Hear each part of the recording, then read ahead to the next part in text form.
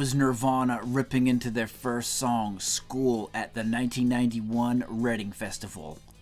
The festival ran over 3 days, Friday, Saturday, and Sunday, and Nirvana had the Friday slot. The band would go on the following year to headline the festival in one of their most well-known performances. But on this day, August 23rd of 1991, is where Nirvana played their debut show at Reading. It was beautiful. It was nice. Great. It was cool. I mean, playing outside on a nice day was fun. The weather was good. The band played a 13-song setlist, which included the show closer Endless Nameless, but we'll get to that in just a minute.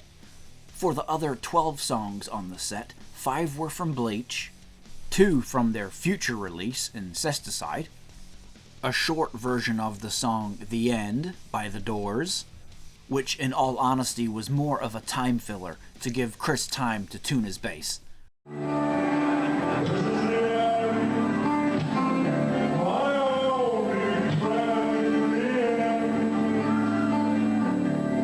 And the other 4 songs from the setlist came from the recently recorded but not yet released Nevermind.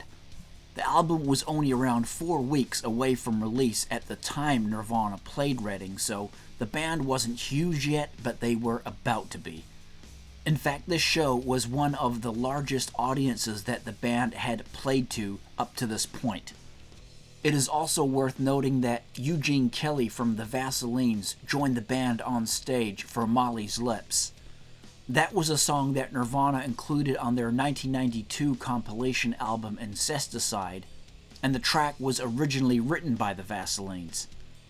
Also, before we get to our big ending with Endless Nameless, another worthwhile note from the show is that you had a special guest dancer that performed during the entire set Nirvana played.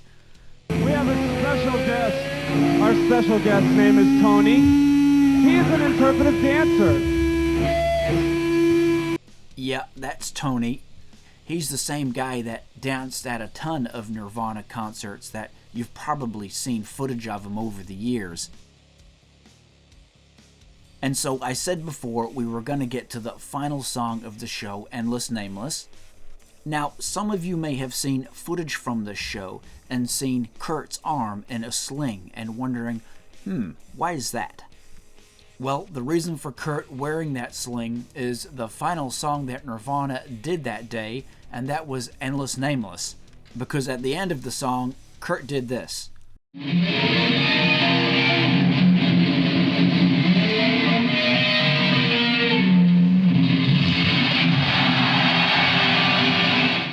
That's right, as per usual, at the end of the show, Kurt thought it would be a good idea to dive headfirst into Dave Grohl's drum kit. I mean, why not, right?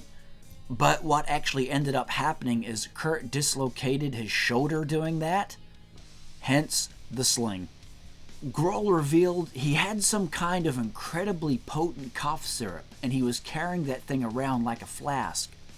It led him to dive into my drum set, which put him in a sling for the rest of the night. That gig was definitely a triumph. And it was. Nirvana had shared that same day's bill with Dinosaur Jr., Babes in Toyland, and Sonic Youth.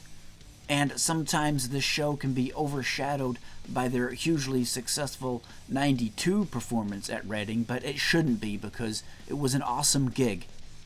Everybody around Kurt at this time noted just how happy he was, and he was always in a good mood.